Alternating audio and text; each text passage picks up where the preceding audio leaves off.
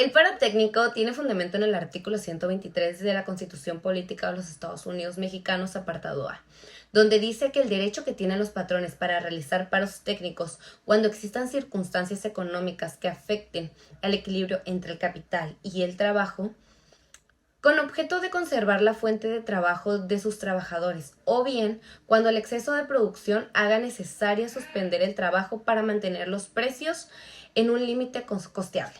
Las empresas, conforme al artículo quinto constitucional, se constituyen libremente para cumplir fines lícitos, entre los cuales existe la posibilidad de protegerse contra las contingencias que el mercado y otros factores externos puedan llegar a tener la capacidad de afectarles negativamente a ella y a las personas que laboran en esta misma, por lo cual también se cuentan con la protección del artículo primero constitucional.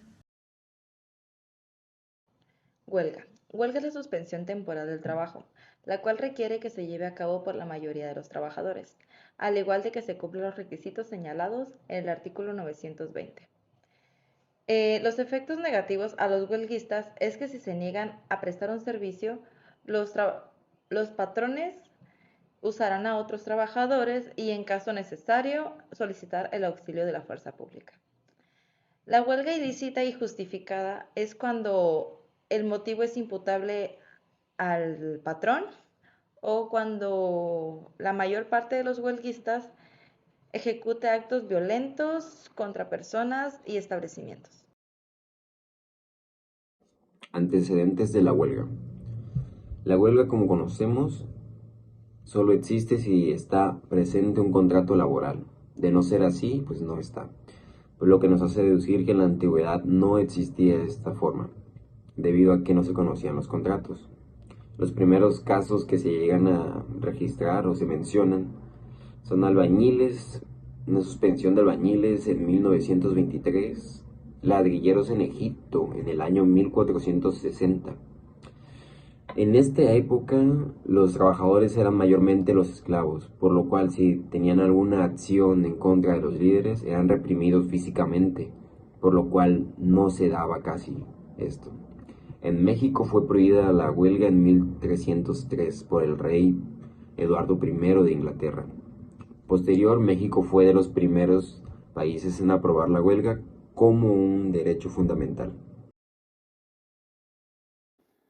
Comenzaré haciendo mención que si bien es cierto en el artículo 440 de la Ley Federal del Trabajo nos dice que huelga es la suspensión temporal del trabajo y esta es llevada a cabo por una coalición de trabajadores.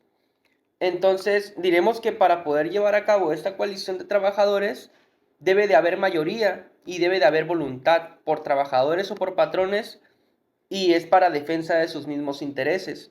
Asimismo, la huelga debe de conseguir el cumplimiento del contrato colectivo del trabajo o del contrato ley. Debe de obtener la celebración del patrón hacia el contrato colectivo del trabajo. El procedimiento de la huelga comienza mediante una presentación de un pliego de peticiones. Esta es dirigida por escrito hacia el patrón y se formulan peticiones y esos deben de saber el propósito de ir a la huelga y expresar el objeto de la misma. Asimismo, también se tiene que señalar el día y la hora de la suspensión de los labores. ¿Qué es la huelga existente y qué es la huelga inexistente? Ok, se entiende que por la huelga existente es aquella que satisface los requisitos establecidos con los objetivos señalados en el artículo 450 de la Ley Federal del Trabajo, la misma que nos lleva a que en el artículo 459 dice que la huelga es legalmente inexistente cuando la suspensión del trabajo realizado por el número de trabajadores sea menor al fijado por el artículo 451, la fracción 2. Asimismo, incluye otras que no ha tenido objeto alguno de los cuales están establecidos por el 450 y no se cumplieron los requisitos señalados por el 920. Ahora bien, ¿cómo finalizaría una huelga? Sino que aquí dice en el artículo 469 que la huelga terminará por acuerdo entre los trabajadores huelguistas y los patrones. Esa es la más típica, asimismo como si el patrón se allana en cualquier tiempo de las peticiones contenidas dentro del escrito de emplazamiento de los de la huelga, estos mismos, y se cubren todos los salarios que se hubiesen dejado de percibir por los trabajadores, por convenio de las personas o comisión que libremente elijan las partes, o por la sentencia del juzgado de trabajadores huelguistas sosteniendo el conflicto de una buena decisión.